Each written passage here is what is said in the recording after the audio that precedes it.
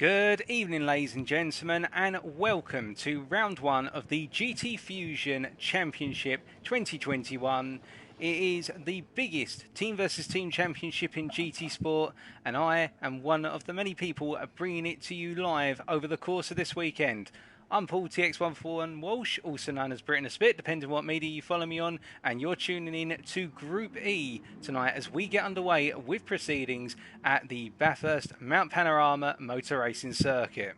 A very dangerous track, a very tricky track, and one that is going to push all of our drivers to the absolute limit of their capabilities. Over the course of 4 races, 2 qualifying sessions, who's going to be on top, who's going to conquer the mountain, we will find out in due course. Now, of course, to get to this championship, all of our drivers have got to put in a lot of practice, a lot of effort, and really work themselves tooth and nail in order to get prepared for what is one of the most challenging race calendars.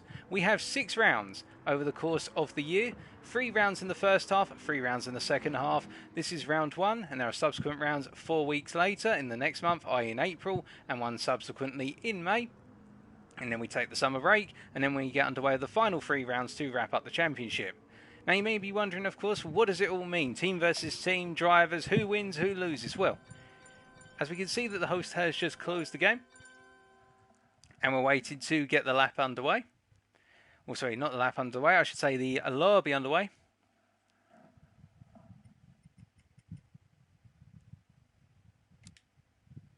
So we're just waiting for the final lobby to be created. It will not be too long now.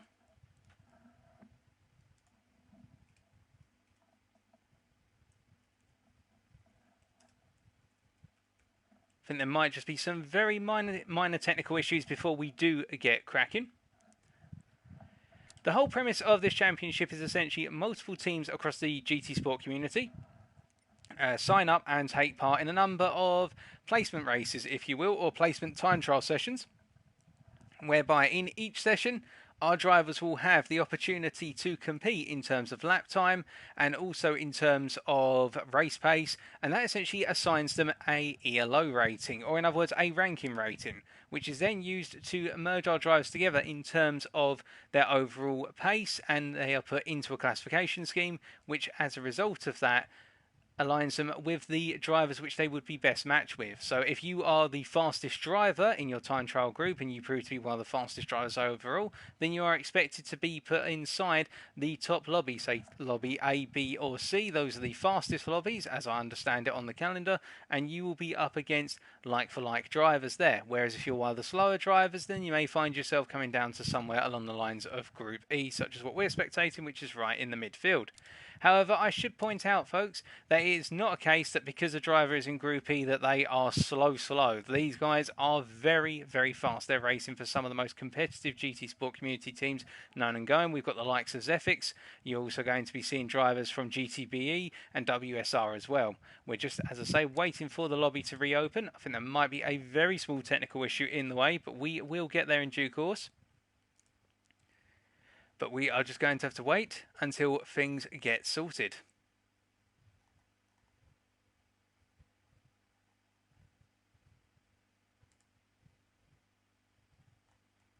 So it won't be too much longer now, as we are waiting to find out what has potentially happened to the lobby.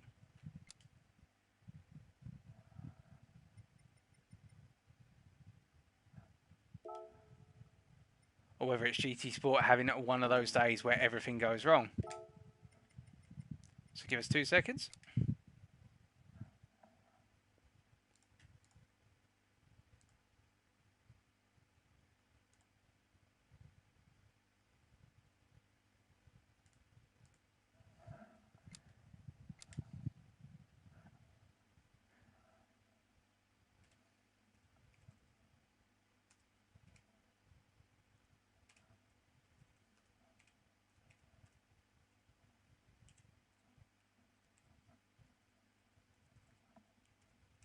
For those just tuning in right now, you've seen not a mistake at the moment. Unfortunately, we appear to have had some lobby issues with regards to lobby E. I'm just waiting clarification as to what is happening with regards to those.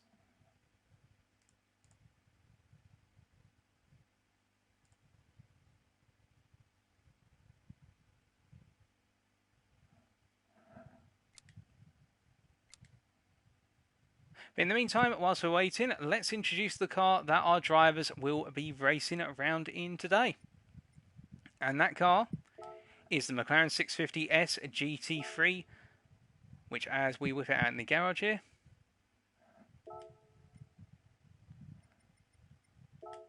this is a car made in the United Kingdom by McLaren, the manufacturer, of course.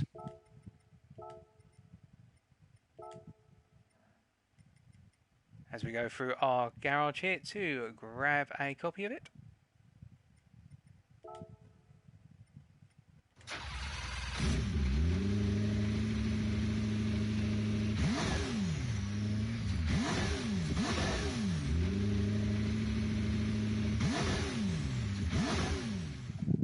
As you can see, the 650S is effectively a supercar which McLaren introduced towards the middle part of the 2010s, and it's the successor to the MP412C. It's the first entry by McLaren effectively into the supercar business, and it's a very similar car carried over from the MP412C. However, the difference here is the fact that it was essentially uprated with a 3.8 litre V8 twin turbo tuned to produce in the region of 641 horsepower, and it comes in at a weight of 1,360 kilograms. However, because this is a GT3 car, it's been further tuned, and it's a race spec. It's been balanced and accordingly adjusted in line with GT3 and FIA regulations, but still, with its very powerful turbo, and also on top of that, its very powerful engine, you can imagine that it's going to be quite the beast of a car to control. The other thing to note with regards to the 650Ss that our drivers will be driving today, they are required to run a particular balance of performance for the cars. However, at the same time, they have the ability to tune the car as they so desire, which means that if they want to tune it for straight line speed rather than straight line acceleration, so top speed instead of the ability to, instead of the ability to get faster out of the corners, instead they want to go as fast as possible down the longest possible straight, which we will have some very long straights at Bathurst, then they can do so. Alternatively, if they want to tune the car in order to make it more oversteery, or the rear end is looser on turning, then as a result they can. Our drivers will be able to tune the cars specifically for how they want to drive them, as we head back and try to find the lobby, which should now have been reopened. So that's what makes this championship also a huge challenge, in the fact that everybody is expected to drive the same car in terms of the machine, plus also how it is balanced. However, the reverse of that, as we rejoin the lobby now, the lobby seems to have reappeared, which is always great news.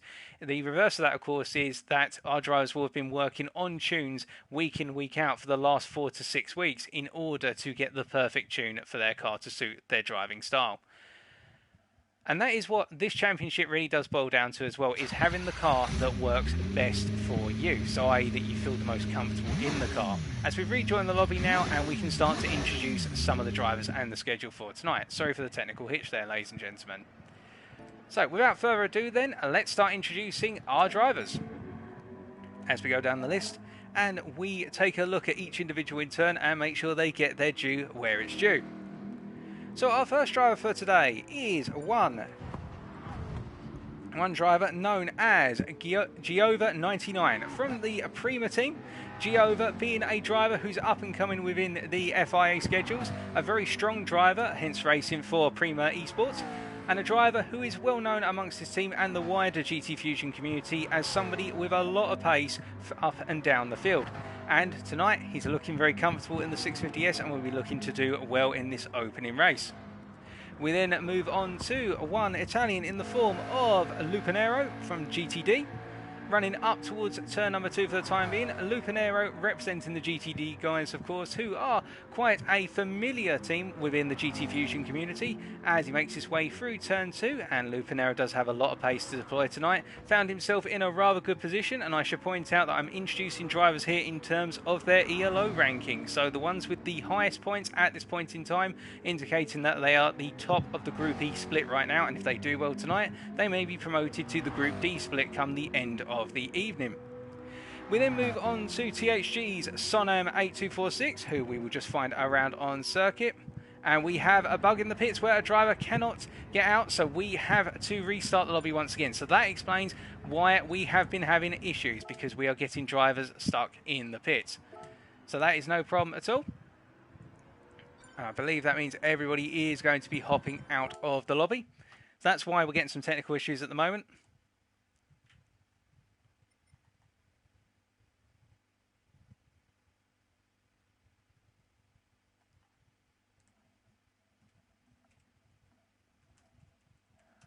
I'm just confirming with our race director about that. Hence a little bit of silence for myself.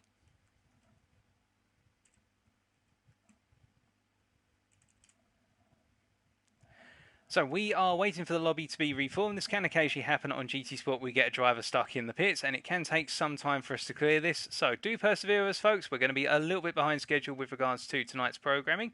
But whilst you are waiting, as we say hello to Fujiwara and also Red Ghost in the chat.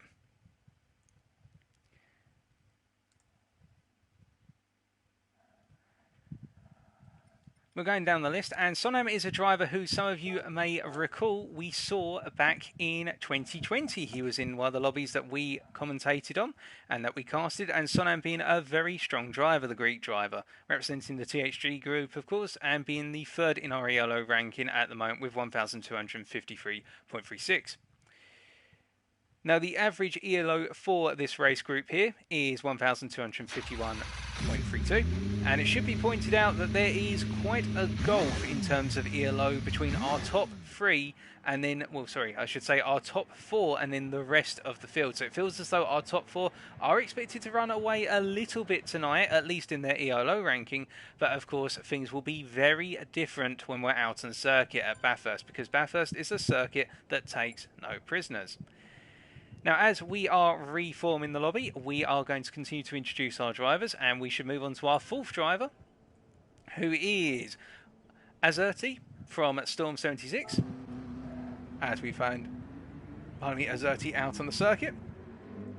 Though I don't think he's made his way out onto the circuit right now.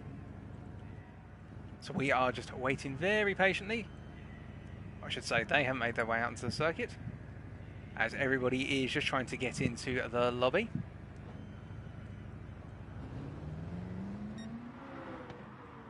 And everyone's just getting in as many practice laps as they can before we get underway with qualifying.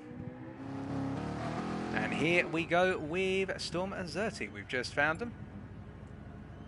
So Azerty here, being a driver currently sat on an ELO of 1,253 flat, i.e. precisely. The French driver, very strong driver from what we gather, and we did see quite a bit of him in 2020 doing very well throughout, and we'll be looking forward to seeing how he does tonight. Now, coming away from Azerty and moving on to Epic Man Sand 69 from TX3. Now, some of you may know TX3. You'll have seen their drivers up and down the field in top split, second split and third split in FIA Racing GT Sport. The TX3 community being a very strong community of drivers, and Epic Man Sand 69 is no different in the fact the Dutchman will be putting in his utmost tonight to get a very solid result and seeing what he can achieve. Currently sat on an ELO of 1,252.01, and that's where that gulf starts to form, with the number 215 driver really being the lead of the rest of the pack, chasing after our top four. We've then got a driver who many of you will be familiar with if you've watched any streams from top split drivers such as Lazarus Tidgley, alternatively Key 25, and that is one TX3's Halbstark, the German driver, if I remember my nationalities correctly, who we are still waiting for him to get out on circuit. But Halbstark is here tonight and will be racing the German driver on an ELO of 1,251.89. Had a reasonably good session with regards to the warm-up and also the time trialling for the purposes of the ELO ranking, but of course there is plenty more that he can potentially achieve as we go into tonight's racing. Now, away from Halbstark, as we have to crash the lobby once again, we seem to be getting the same recurring issue over and over, that people cannot get out of the pits.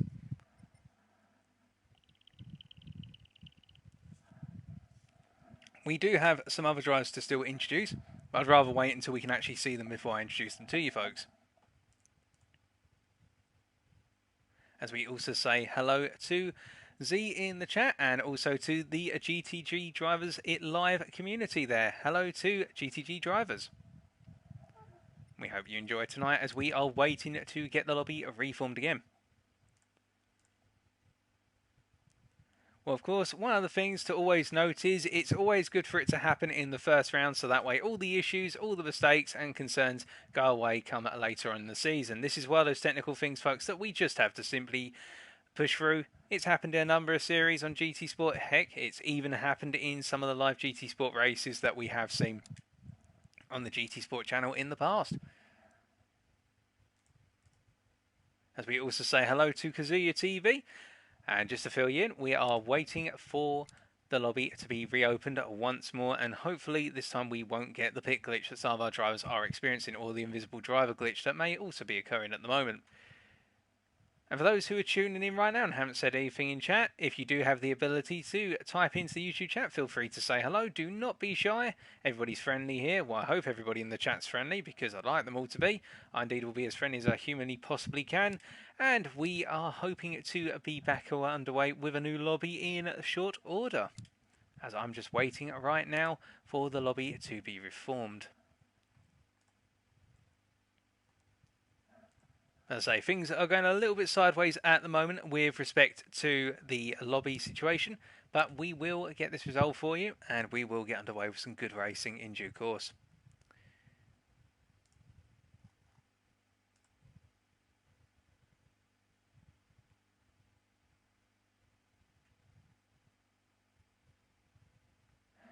But in the meantime, just being a little bit more patient. What else can we expect tonight? Well, of course, because this is round one, as we say hello to TWR Loops, who is specifically cheering on WSR's Artical.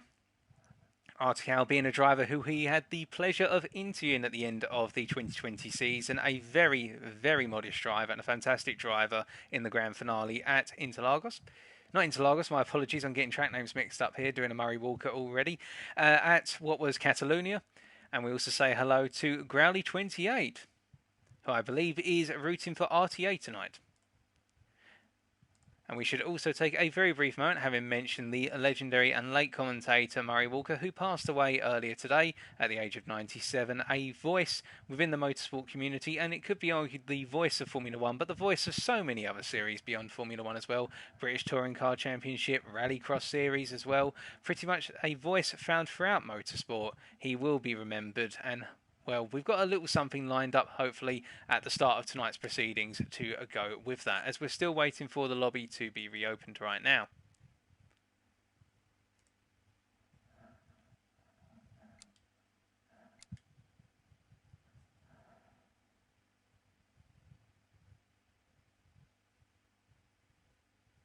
As we patiently await the lobby to be reformed once again, and in fact we will come out and come back in. What do we have on the schedule for you tonight? Well, it is a total of 4 races as split across 2 qualifying sessions. So the way it will work is much later than originally planned now, I should point out. But once we get underway, there will be our first qualifying session, which is 15 minutes in length. And that will be a qualifying session where all of our drivers are expected over the course of the 15 minutes to put in the best possible lap. There will be no tyre wear or fuel modelled on the cars. The cars will be as light as humanly possible, and the tyres will be as ready as humanly possible, so that way our drivers can put in lap after lap to be the fastest. Then wherever our drivers qualify, that will determine their starting positions for a race 1, which is going to be a sprint race of 5 laps. The next bug that is experienced, Artical will be open in the lounge. We can see that from Shatura there. Shatura being our lead steward for tonight, who is also racing as part of the GTBE team. Race number 2 will follow race 1 and will be a feature race consisting of 15 laps around here, with a strategy element to it in the fact that we will have tyre wear and fuel modelled as part of each and every race, with times 13 tyre wear and a much lower fuel burning rate of what is, to my mind, times 4, but that means that the fuel is not going to last all the way to the end. Our drivers are expected to pit for fuel, or at least I expect them to be pitting for fuel. Then we will take a 10-minute break, and then we will have a follow-up qualifying session, which will mark the second half of tonight's proceedings. It will be the 5-minute qualifying session, the sprint qualifying session, where our drivers will only be able to get in at 1 or 2 laps. Of course, the pressure will be on them, because the first qualifying session is all about the drivers who can put together a really good lap over the course of 15 minutes. Under 5 minutes, with that much pressure on board, it's a completely different story. And then we've got race 3, which its starting order is based on the qualifying positions of Quali 2. And then we've got race 4, which is the reverse grid. Much like I should have pointed out, race 2 is a reverse grid, and that is a feature race of 15 laps once again. But now we return to introducing our drivers, and what further point to do than introduce now, if he is definitely here, and I've got my fingers crossed he is out on circuit right now, or at least he's definitely in the lobby. We'll have to come back to introducing Halvstart a little bit later, but in the meantime we can introduce one Sifa from Storm 09. So Sifa, the French driver, who's relatively new as I understand it with GTfusiOn. I believe they are a new participant for this year as part of the Storm 69 team. Or sorry, the Storm team I should say, with different numbers there. And in fact that is their door number down the side of the car. So it's the Storm 09 driver, then you've got the Storm 76 driver Azerti. And each of these drivers will be looking to make a name for themselves. But of course, Sifa, being new to the GTfusiOn community as of this year, will be trying to do their utmost to get a great lap in. We've then got the Canadian driver of Phoenix 7's, Let Quebec in from Canada. Now, for those of you who do not know, Phoenix Racing are a very well-known racing team for GT Sport and a number of other sim racing games in the North American community, and North America expanding to Canada as well as the United States of America. But the drivers have been very strong, and it's just been pointed out there, as you can see now, we are about to get underway with a one-lap Tour of Honour in order to honour Murray Walker. So we are going to go silent in remembrance of the commentating legend.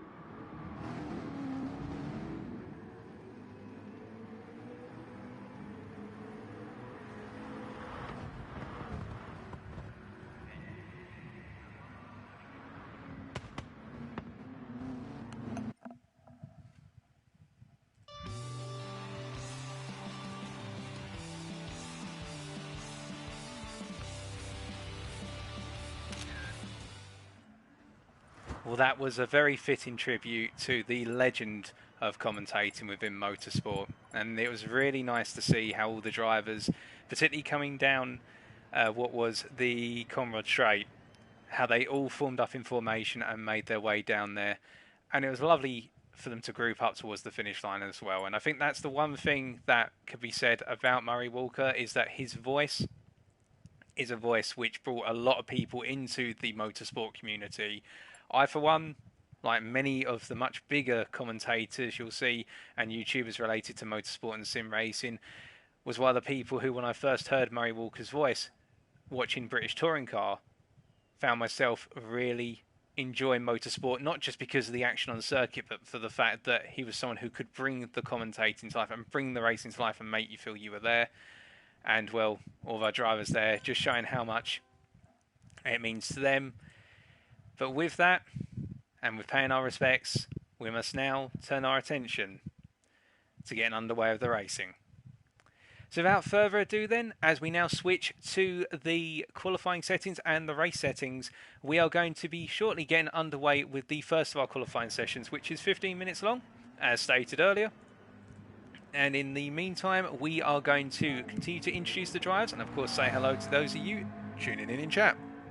As we say hello to not sure how to pronounce the name, but Sabi, or Sabi I think it is, from Prima, and also Prima Esports tuning in directly. And we also got Tygo VDP. We say hello to you. But we come further down the order in talking about our drivers then. So you did see Halb Stark join the lobby midway through the Murray Walker tribute moment. And, well, Halb Stark has arrived on the scene and will be looking to do his utmost, as stated earlier, as he makes his way out of the pits. We're riding with the German driver now. And, in fact, we are getting everybody out onto the circuit. Everybody's readied up, and we will be getting our 15-minute qualifying session underway with immediate effect, given the fact that we are running a little bit behind schedule. But whilst we are waiting for it to get underway, let's also introduce Phoenix Racing. Let's come back to the Canadian driver. So, let's say, representing the Phoenix Esports team, which many of you will know as we trigger the qualifying sequence. And he'll be looking to do very well tonight, representing our associates from across the pond. And qualifying one is underway now, ladies and gentlemen. 15 minutes. Who will be on pole by the end of it? Of course, with the warm-up lap, we can introduce the rest of the drivers. We've got a few more to go. So our first driver out will be Shatura with pick box number 1. It's only common that Shatura would be making his way out. And before we come to Shatura, we should introduce Aurelius. Now, Aurelius, the French driver, we've got a good number of French drivers here. Aurelius making his way out of the pits right now with an ELO rating of 1,250.75. The Frenchman who we did see back in 2020, a very strong driver and a very competitive driver, albeit perhaps didn't have everything go his way, and will be looking to start off this season, this year I should say, with a fantastic set of races at Bathurst. But of course, we are going to have one driver who we loved to watch all the way through rounds 5 and 6 of last year, and I don't think he needs too much of an introduction, and that is Zefix's Bandit. Representing the Zefix team is the Frenchman here. You will know him from normally first top split, alternatively second split FIA races, but Bandit was one of the drivers who was very, very feisty, and you can see already on his opening out lap he is trying to stay with the pack in order to get a bit of tow and also find himself some good space out on track for his opening qualifying lap. With an ELO of 1,250.15, things didn't perhaps work out as perfectly as they could have in the time trialling sessions for the purposes of qualifying, but Bandit, you'll know, will be making his way up the field of that, I am sure. We then come over to the Belgian of Autocal from WSR, who is one of those drivers who we absolutely love, as we spoke about earlier, on an ELO of 1,250.09, and our secondary race steward for tonight, in case things go wrong and for any reason Shatura has to bail out at short notice. We then come on to Kayo from HRT, the Polish driver here, who's making his way down the Conrad Straight in the tow of Lupanero from GTD.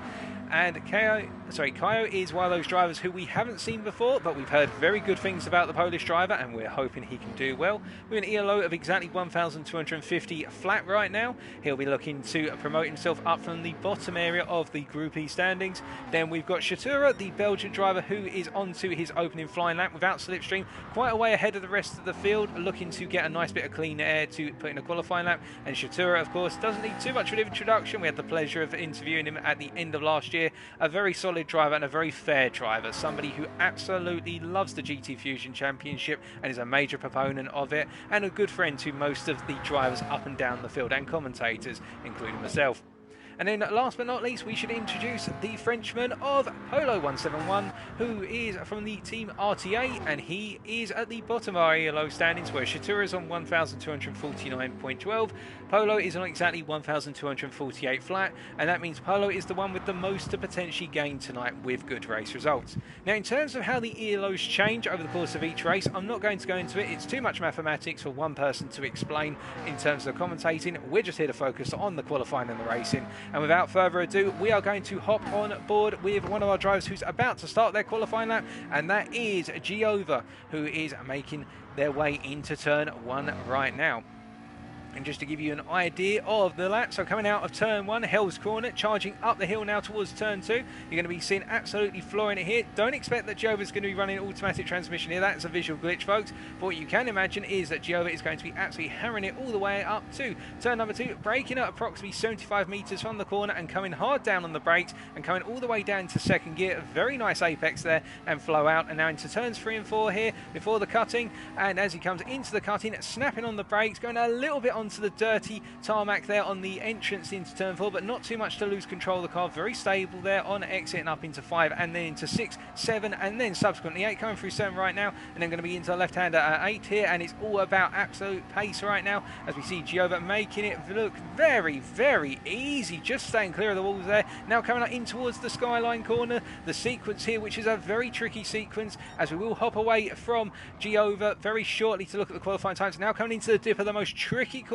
in the circuit for some, getting it nicely nailed there before coming all the way down into Forest Elbow and coming into the corner which sets you up for the Conrad straight here. Giova gets it very nice on the brakes and now absolutely stamping down on the throttle here. Will want to rev the car out as much as possible within the RPM power band, and now making his way down onto the Conrad straight, or he or she or it making their way down onto the Conrad straight, upshifting as late as possible into 6th here, making sure they do not upshift midway uphill, otherwise that's going to cost them time. And currently going purple is Giova, so this is looking at a very fast lap from the Belgian here, and coming down into the chicane here. Can they nail it? Well, second gear, flicks it in and gets it very well now for corner 21 and 22, and now one more corner to go, the final corner before coming up towards the finish line. This is looking a very promising lap, braking at about 70 metres, and now coming out of the final corner. What is Giova going to be able to accomplish here? I think this could be a challenge for provisional pole already. Provisional pole held by Sonam right now, and it is a 201.6, putting Giova provisional P2, only 2 tenths off of Sonam 8246, the Greek, taking provisional pole with 201.436, a very good opening lap. Now, given our drivers are using the racing hard tyre, but they do have tuning available to them, I would suspect that our best qualifying times in the ultimate top split are looking into the region of 2 minutes flat. So any driver who can find themselves in the 201s to begin with is doing an incredibly good job, but I reckon we could, by the end of this qualifying session, see some drivers in the 2 minute region as they all make their way around for a second lap, although I should point out Halbstark is currently also on his opening fast lap, as we see Halbstark sets a 202.1, placing in provisional P7, but Sonam already going 3 tenths faster than his previous best. So the Greek driver here really on a mission and doing everything he can to just nail the lap.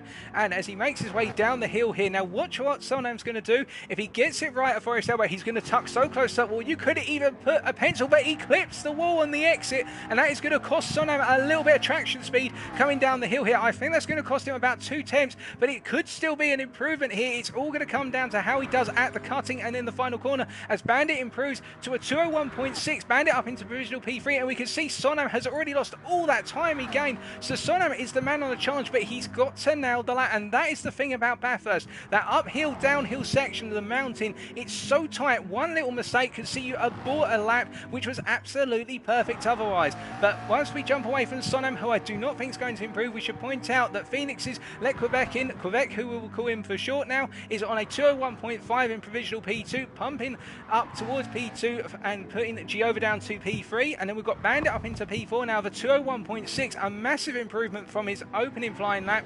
And then we have got Shatura in provisional P5. Shatura being one of those drivers who's consistently, as we saw last year, not normally on pole or on that front row, but normally found on the second or third row and constantly improving over the course of the qualifying session, with half the qualifying session left to go, and Shatura is on an improving lap right now, and I think this could be targeting perhaps the 201.5 given the amount of space there is to improve. And of course, every lap that's put in by drivers puts a little bit more rubber down on the circuit, and that rubber will help the grip levels through the most difficult of corners here, as we see Sifa making their way through the dipper. A very nice run there for the Storm driver, and now coming down into Forest Elbow. They will be in the dirty outer bandit, and they've got to be very careful to tiptoe on the throttle to avoid that wall, and that was very nice, and I think that's what Sifa's gone through here. They've gone for the idea of picking up the slipstream as they make their way down the straight, and we see HRT's Cal improve to a 202.585, which puts them down towards the bottom end of the top 10 as I understand, but we're going to stay with Safer right now, who's not improving, so in fact we'll hop away.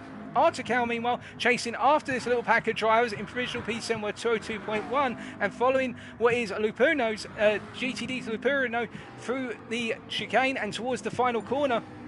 And we see Shatura improving to a 201.6, so improving at the end of the lap there, so that's a good improvement by Shatura. It doesn't move them up from P5, but it tightens their hold on a provisional P5. But Artical, does he improve on this lap? He's got all the air in front of him, the slipstream of Lupuno, to use to get to the end of the line, and it is an improvement to a provisional P2 of a 201.4. That is a good tactical move there by Artical, and you can see also Lupuno got to a 202.8. I've probably butchered his Italian name now so many times that you guys will be correcting me in the chat, but let's keep on pushing forward and look further down the field as we see Halmstark is the man on a mission right now, is the German driver, currently purple in sectors 1, and will it be in sector 2 as well as he makes his way over Skyline? No, he's not purple in sector 2, so he's improving, but it seems as though sector 1 is his strongest sector by comparison to the other drivers, and you can see that through the dipper. In fact, Halmstark went very wide of the tightest possible apex line, and I know I say very wide, and you're probably thinking right now, well, you don't know what you're on about, sir, because he's not that wide of the apex, but every little millimetre you are wide of the apex of the dipper counts so much in these cars, because of the fact these are mid-engine rear-wheel drive cars, and that means you want as much rotation as possible, and if you go too wide of the apex, then the car gets tossed out by the dipper because it is a significant camber change. As we see, Halmstark is definitely improving right now, almost 4.5 tenths up on his previous best, and we're going to follow him to the end of the lap here. As you see, he comes down to the chicane, and he's got second gear geared quite short by comparison with some of the other drivers here, and that's perhaps holding him back a little bit in terms of his acceleration zones, because he gets the better acceleration initially with second gear being so short, but he's losing out on the fact he can use the greater power in the lower gear range compared to some of the other cars. But perhaps that's how Halmstark has geared the car for the race rather than for the purposes of qualifying, as Halmstark improves to a 201.9, and that is provisional P7 as we've got 5 minutes to go. Now, as we are waiting to see what other drivers are able to do here, Sonam in particular, will he be able to hold on to that provisional pole position by only 300ths as it currently stands? And Artico and, well, Luperno going around together once again, and Quebec right now, not too far, as Shatura improves to P4, but meanwhile Giova on a personal best, and indeed the fastest first two sectors of anybody so far, but he's picked up heavy damage going into the wall, and that means Giova is going to have to pit. That's a disaster for the Belgian driver, because he's going to have to pit to get rid of the heavy damage. Oh goodness me, just clipping the dipper there by the smallest of margins, and damage on the front axle, as we have a new provisional pole sitter of Quebec, with the Canadians setting a 201.3, a very, very strong lap, and now 1/10 up on Sonam. And will Sonam improve? Well, Sonam is on a personal best right now, that's what that green best means, but he's not the fastest driver out on circuit, so if this is going to be an improvement, it's going to be fractional and put him very close within touching distance of Quebec as he comes across the line to set a 201.392. It's 800ths between our two guys on the provisional front row, and Artico only 700ths behind Sonam right now. Artico pipping Bandit and Shatura into that provisional P3 spot with only 3.5 minutes to go. Anybody could be on pole right now, it would seem, as Giova is into the pits, and with the new extended pit time loss as well, thanks to the changes introduced by Polifoni, we have a pit time loss for a tyre change, ladies and gentlemen, of approximately 20 seconds now, which is going to be detrimental for Giova, and also our drivers need to keep that in mind in the race. If they pick up heavy damage, it is the curtain call for them, unless they can pull off a strategic masterclass. As we look away from Halmstart and look further down the field in terms of our qualifying order, goodness me, and we look at Epic Man San, who finds himself at the 202.288 right now, the TX3 driver. The Dutchman not having the best of qualifying sessions, albeit only 1 second off of provisional pole right now. That's how close it is in our top 10 shootout, in the fact that we have only got a 1 second covering first to 10th. And then, well, Polo in the P11 right now is only a further 1.5 tenths down. It's anyone's game who's going to be in the top 10. It's anyone's game who's going to be in the top 5. We'll just have to wait and see, but we'll follow Epic Man San Hassan as he comes to the timing line for the third sector, and we'll see if he improves as he comes down to the chase. He's not improving, so we are going to hop away for the time being. And meanwhile, Polo, the French driver here from RTA, doing his utmost, coming to the end of the lap. And is this a sizable improvement from Polo? It does look like one. It is by a 10th, improving to a 202.3. A very good job there by the Frenchman, increasing his hold on that provisional P11, as we see Bandit behind him using a little bit of dirty air from his fellow countryman, and indeed that slipstream, in order to improve his lap up to a 201.519, as we've got 2 minutes 15 to go in this qualifying session, and that clock is coming down. And given the fact that our drivers are setting laps just over 2 minutes, I think the majority of our drivers, well, will be coming on to their final lap very shortly, albeit the guys who have crossed the line have made their way through the first corner will be on one more lap after this. And Sonam is going to be, well, improving to a 201.341, but it's so incremental. You can see he's improved by only 500ths, and there is 300ths off of Quebec, and he's got one more lap to potentially pip the Canadian to pole. The Canadian sitting on that 201.312, we should not forget, ladies and gentlemen. And we'll place your bets now who is going to be on pole, as we see that Sonam improving once again by another 300ths in the first sector, and that's just the first corner and then the run up to turn 2. But there's so much more to do for Sonam right now, so we're going to stay with the Greek driver and see how he improves. In fact, we'll ride on board.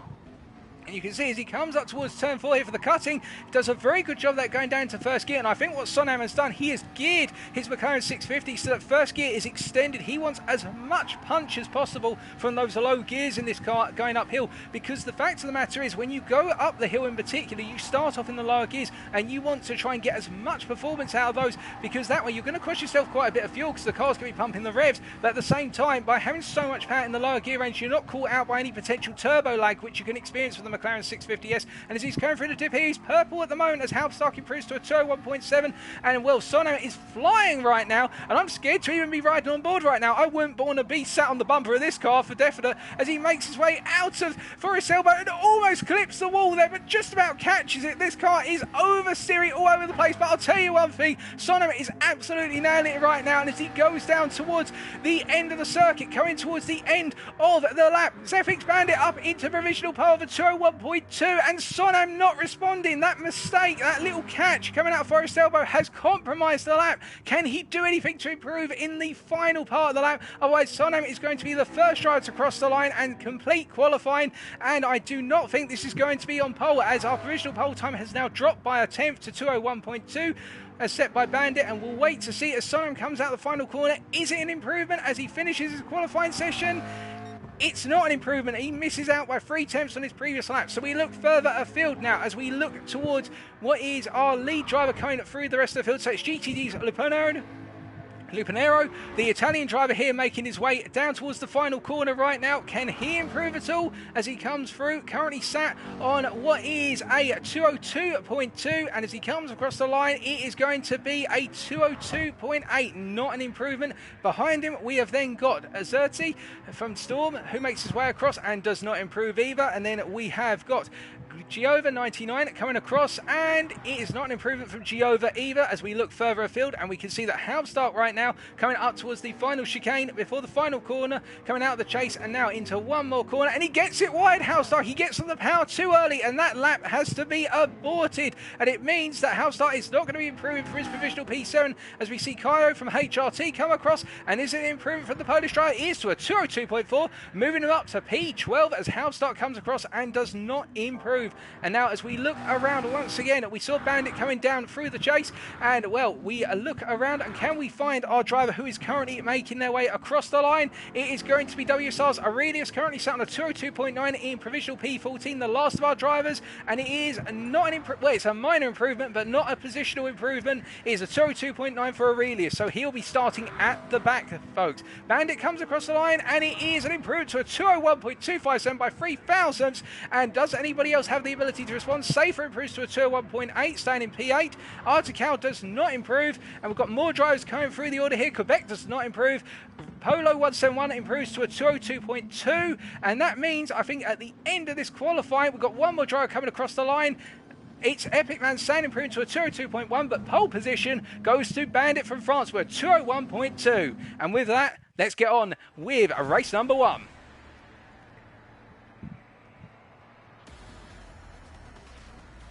So as we pan down to the grid then, we see it's a rolling start, which will be led by Zephyx Bandit, and behind him will be Quebec from Canada for Phoenix Racing. Behind them, Sonam 8246 and Artico. But watch out for Halbstart, who I think has geared the car more for the race than for the purposes of qualifying. But we will see at the end of these 5 laps in the opening sprint race. And as the rolling start procedure gets underway, of course, a number of our drivers will be starting on the final corner. But because of the tight nature of this circuit, we've gone for the rolling start here, and we are going to be counting down 3, 2, 1. It's go, go, go! And as all of our drivers immediately stamp on the throttle, Bandit getting a nice start as they come in towards turn 1. And of course, there will be a little bit of a gap between our drivers, and this will already show the types of gearing our drivers have used. What if all the cars starting off in approximately second gear, but everybody making it relatively cleanly through turn 1 so far. As we take a look down the field, the driving will be spaced out initially, but we can see that already Safer from Storm is losing out a little bit in the chase up the hill towards turn 2, and Epic Man San well into that slipstream zone of Safer in the pursuit of P8. Further back down the field, we can see that the Panero has also lost out a bit, but that could be because of starting on the final corner, and he is leading our pack from P10 downwards. But we look further up front, and we can see that Bandit is immediately going on the attack, and Quebec, meanwhile, already receiving quite a bit of an assault from Sonam. Sonam, the Greek driver here, well, we thought he was fast in qualifying. He looks even faster in the race as Bandit goes into the wall and graces it a little bit in the entry to turn 5. Also the exit of turn 5 and up into 6, and now Sonam is chasing like mad after Quebec here, and I get the feeling that Quebec is not anticipating this pressure from the Greek driver. As you can see, he's getting ever closer, and Quebec went into the wall there going into Skyline, and that's going to cost him even more pace. But the only problem for Sonam is he can't make a move here because there's nowhere to overtake. All he can do is set himself up nicely as we ride on board with Artico right now, the Belgian driver who's getting a full picture view, a full cinema seat view of the 2 drivers ahead. We can see that Quebec is really struggling to keep that car planted on the opening lap, and of course these hard tyres do take approximately 1 lap to warm up right now, so it's going to be a guess on who's the master of the cold tyres. As we see Giova ahead of Halbstart, and Halbstart I think has already made a move up into P6. Let's take a look back and find out, because I do not recall Halbstart being in that position, and I think Shatura made a mistake into the dipper, because you can see that he's already dropped back quite a bit. There's no damage there, but Shatura I think had to give up the position from a mistake, and in fact he's losing another position to Safer as we look back to our live action, and we can see that Safer now up into P7 and Shatura down to P8 as they all make their way through the through the chase, and now into the final corner. As they come out of the final corner then, our race is being led by Bandit ahead of Quebec, followed by Sonam, then it's Artico, then Halbstart, and then we've got Giova behind them, followed by Safer, then Shatura, then it's Epic Man San, and then Lupanero ahead of Polo, followed by Cal, and then it is Aurelius, and then last but not least our running drivers right now after an incident on lap number 1, and I think coming into the pits due to heavy damage, it is Azerti, who has had an incident somewhere on circuit. I get the feeling that was probably at Forest's elbow, alternatively the dipper. And now as they make their way up to turn 2 for the second time of asking, you can see that Bandit just doing enough to hold off the chasing pack right now, but it is Quebec who is feeling that pressure. But as we look further down the field, we see Giova going for the move on Halbstart here, and who is going to be the winner coming up into the cutting? It's going to be Halbstart who holds onto the position, so Halbstart up here to P5 and fended off the fast charging Belgian behind. As we look back to the replay there, and we'll see what's going to happen is Giova is going to have a huge overspeed going up the run here towards the second corner, and I think Giova just simply tried to go for it and had the momentum on the inside, but Halbstart, look at the momentum Halbstart is going to maintain around the outside at turn 2. There's so much grip in that McLaren, he's tuned it for that, and that's what enabled him to be on the inside for turns 3 and subsequently the cutting at turn 4 and to hold on to the position. As we see further down the order, meanwhile that Safer is all over the back of Giova, and meanwhile Shatura, GTV Shatura, not having the best of races so far and just staying in that P8, but of course remember it is reverse grid for race number 2, and so Shatura will not mind starting in the middle of the field and towards the upper end of the field given the current position. But of course every point counts and every race counts, so it's not a case that you can rig your races in order to get the best points in the reverse grid races. Meanwhile Lupanero in P10 just chasing after our guys battling for P6 and P5 right now, and he's got Polo behind him, and I think he's going to be a little bit wary of what Polo's going to try, and Polo's going to go for the move here as they come down into the chicane, and Polo going to a little bit of the gravel there and going for the outside. That is a very daring move. Can he get a stick? He can't get the cut back in there, but that was a good try by Polo, and Lupanero is going to be very aware of the Frenchman's tactics now, in the fact he is looking for that cut back as they come towards the end of the second lap, and we will flick further back and just check what else is going on as we see Polo getting it very sideways out the final corner, and Aurelius right now not really catching up to anyone. Meanwhile up front Bandit still doing a very good job of holding on to the lead by 1.2 seconds, and we can see that Quebec has now pulled away from Sonam by 1.1 seconds, and it's Artico is chasing after the Greek driver here, and Sonam seems to have lost a little bit of momentum as the race has gone a bit deeper now. Perhaps he just simply is reserving his energy and thinking, you know what, take a P3 and then pick up a good result in race 2. She'll be starting a little bit further up the order than the fastest guys or the guys you're primarily competing with. It's about a consistent set of results just as much as it is about getting the race win in a single race, as we see Artico chasing after Sonam still. Further back, well, Halmstad has got away from Giova by 1.2 seconds, but in return is 3.2 seconds down Artico, and Giova forming a little bit of a bottleneck now, as we see Shatura is up into P7. Now, did that happen up into turn 2? Yep, it happened into turn 2. We're going to catch the end of it there, and I think Safer tried to just simply go a little bit too wide there and went into the wall and grazed it at turn 2, and it means that Shatura, oh goodness me, and as soon as we cut back, Shatura into the wall. That is a disaster for the Belgian, just simply clipping one of the wheels wide there, going into the Skyline and taking to the emergency road. Good catch by Shatura, but that is a disaster, and that's going to put him all the way down the order, and he will not have wanted that. And well, as we see now, things are spaced out. Shatura did not want that to happen. That was the worst possible time, because it means he's going to drop all the way back, and he was in the worst possible place on the circuit. And is there damage to the car? That's the big question. There is front bumper and front axle damage, so Shatura will need to come into the pits, because that car is going to be very difficult to drive as we come down the Comrade straight once again, and Shatura has now got Aurelius breathing down his neck, and oh, it's a disaster for the Belgian, but he's still got to keep in mind there's more races to go as we come to the end of lap number 3, and Bandit now 1.5 seconds ahead of Quebec, who is 1.4 seconds ahead of Artico, and it's, hold on a second, Artico has made it ahead of Sonam. Now, where on earth has this happened? It's happened in the run down to the chicane, so it's happened down the chase, and it's simply the case that Artico has had the greater speed. Well, there's a surprise for you. A little bit of a drag race, and Artico is up into P3. And I reckon he's tuned that McLaren specifically for straight lines, because look at how much he is pulling away from Sonam. And keep in mind, ladies and gentlemen, that Sonam is in the slipstream of that McLaren in front of him, and he's only just catching up on the second part of the run to turn 2. Well, now we know what Artico has built that car for, and it is working. That is for sure. As we look further down, and we see Halmstad not really catching up to anyone, but just about holding off Giova for the time being. Although Giova has closed that gap up by 2/10 on the previous lap, then it's then widening up a little bit, so I think it's going to be nip and tuck between those two, as we see in the further rear of your camera shot, Epic Man San just peacefully holding on to P8 right now, not having to do too much to defend. But meanwhile, Polo and Lupanero, well, Lupanero has dropped down a little bit, and Polo up into P9. We saw that off camera. Well, Polo doing a very good job of just staying consistent, I should say, as I trip over my own words, and finding the places as others fall out. And I wonder whether there's going to be any more surprises from Polo as we go a little bit further into this race with 1.5 laps remaining. Meanwhile, further back down the order, we see Aurelius has passed Shatura, and is Shatura carrying on with a damaged car?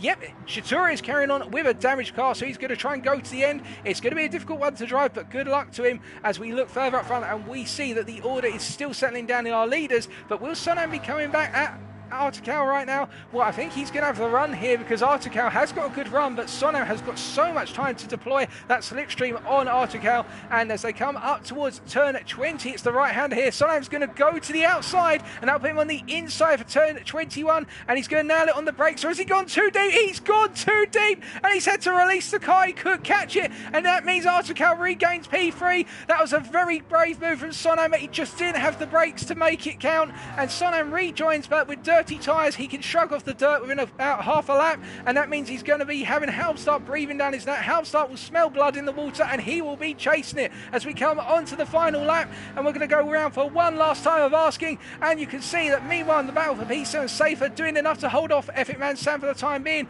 but Epic Man San is getting ever closer as we ride on board with the Dutch driver here, making his way out of turn 1, and you'll see he's going to be absolutely hammering the car, upshifted at 7,500 RPM, exactly where the peak torque, the peak power of the McLaren 650S lies. And I think Safer just recognises this and realises there's no point fighting, because if they fight right now, they're going to be costing themselves time to the drivers behind. So I think Safer's been polite and said to everyone, saying, you know what, you come through right now, but I'll have you back when we come down the Comrade straight. It's a good move by the Frenchman, and we'll wait and see what's going to happen between the two. Alternatively, Safer just recognises that P8 would be good enough right now.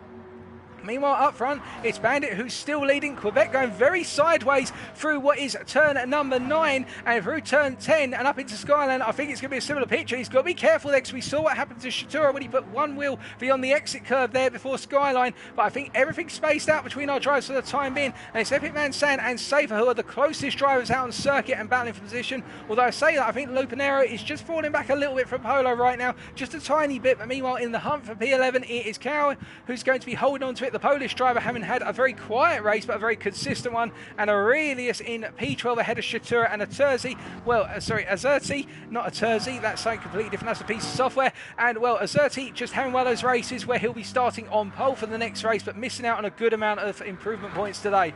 As we can see, coming down into the final chicane, it will be Bandit ahead of Quebec, but we're going to hop back to those guys right at the end because we just need to check. Well, Safer has fallen out of the slipstream of Epic Man San, so I don't think there's going to be any more passes on track, which means after 5 laps, your winner of race 1, ladies and gentlemen, will be Bandit from Team Zephyx. The Frenchman doing an outstanding job, but plenty more action to come as Quebec comes home in P2 and Article for WSR comes home in P3. Completed our podium. Sonan finishing P4, missing out on the podium. Houstock creeping in P5, Giova in P6, and then it is TX3's Epic Man San coming home in P7 ahead of Safer and Lupanero. Well, Polo actually lost out there at the very end. We did see what happened between the two of them. Cal finishing in P11, and then it's going to be WSR's Aurelius coming home in P12, well ahead of Shatura there in the rear of your camera shot. And Shatura's got a lot to make up in the next race. And then we finally have Azerti, the last of our drivers. But of course, after that major incident in lap number 1, where he picked up the front damage to the car, it was only a case that Azerti would have to get it repaired because running the car for the rest of the race, all that damage wasn't going to work out. And he'll be looking to improve in the next race. And remembering, he will be starting at the front of the grid for race number 2. That's your finishing order for race 1, ladies and gentlemen. Congratulations to all of our drivers, but most importantly, congratulations to our race winner, Bandit from France.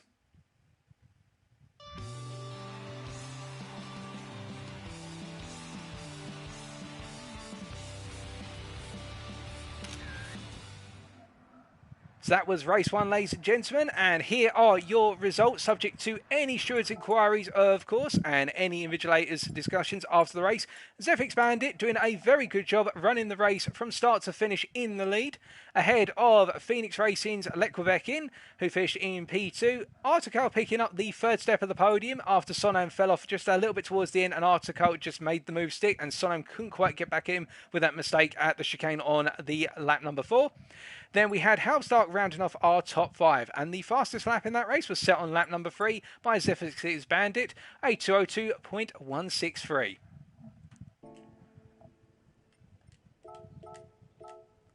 And now our drivers are just going to take a very quick breather before they get underway with race number 2. As we take a quick sip of our water, of course. And I do recommend, if you haven't already got some liquid refreshment or some snacks, ladies and gentlemen, do quickly go and grab some. Alternatively, wait until the end of race 2, because you definitely need them, and I definitely need them, because otherwise I'm going to lose my voice.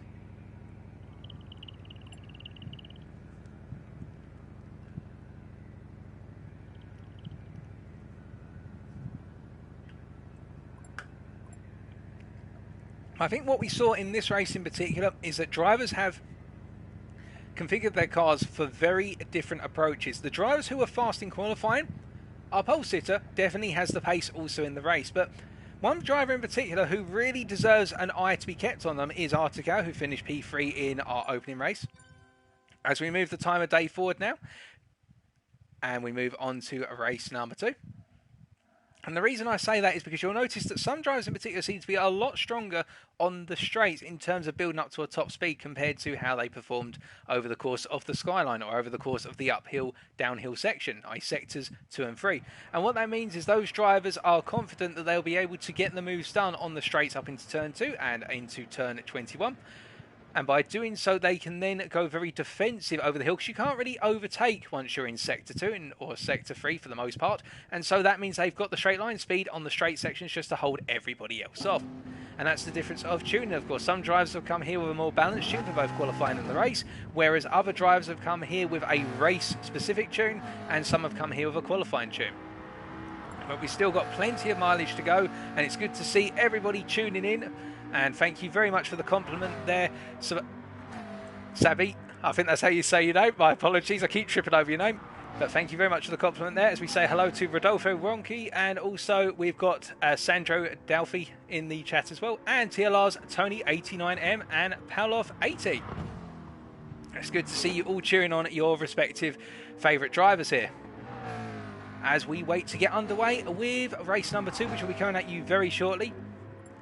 And it will be 15 laps the next race, so this will be the first of our feature-length races. With the strategy element, of course, and what we saw after 5 laps was that there was a little bit of graining on the tyres. The most heavily worn tyres seem to have about 15 to 20% wear on the front right or the rear right tyre, as a lot of the corners here are left-handers.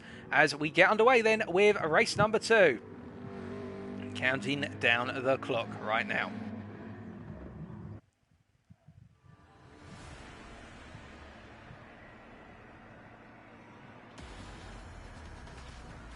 So as we pan down to the grid for the second time for our rolling start, this time it'll be Azerti who takes us underway from the team of Storm.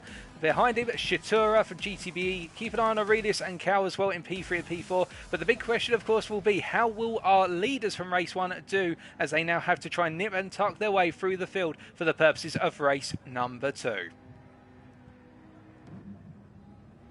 And as Azerti leads us underway through the rolling start procedure, coming out the final corner and onto the main straight, there will be questions up and down the field. This will be a big challenge for our drivers, although they will have practiced it. But as we come onto the straight, it's 3, 2, 1, and it's lights out, away we go as Azerti charges up towards turn number 1 for the first time of asking. And we can see that there is a sizable gap already in terms of the starting performance of some of the cars, where Aurelius falling back into the hands of Cal very quickly. So I think Aurelius there not gearing for acceleration or just bogging down in the starting procedure, as Cal is already closed out, and then we've got a sizable gap to Lupanero in P6 ahead of Safer in P7. But as we look back towards our battle for P3, I get the feeling it could be all kicking off already in lap 1, and it definitely is, as Cal goes to the inside here from HRT, and he looks at the move on WSR's Aurelius, and he gets the move, although there was a little bit of contact there, and we'll definitely have to check that back. But I think Cal has made it stick, and that's 1 place gain already for the Polish driver. As you see further down the field, Giova in P9 and Halstark in P10. No real changes up and down the order towards the rear right now. I think everybody just keeping it relatively calm and settling in. And remember, we have got 15 laps this time. This is a 30-minute race, and tyres are going to be at a premium in this one. And of course, our drivers won't want to do really more than 1 stop, for the simple reason you lose so much time in the pits now, and it's going to be a gamble and strategy, as we see our leaders are definitely putting away with the move that Cal executed. But Aurelius right now really struggling. In fact, Aurelius having dropped to Polo as well. Polo up into P4 and Aurelius in P5, and just falling down the order here at a rather dramatic rate of knots. There's no damage to the car, but Aurelius just really struggling for pace, and he's forming a huge queue. Look at the queue of cars behind the Frenchman right now.